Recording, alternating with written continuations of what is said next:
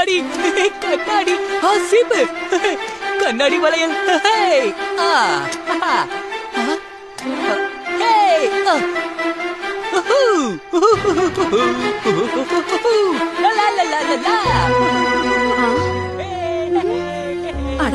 அடக்கடவுளே, இவன் என்ன இப்படி பண்றா?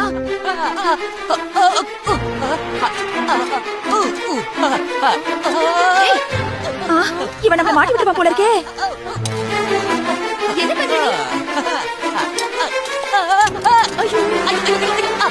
அங்க என்ன சத்தம்? போச்சுடா, எல்லாரும் மாட்டிக்கிட்டோம். என்கிட்ட இருந்து ஓடவா பாக்குற?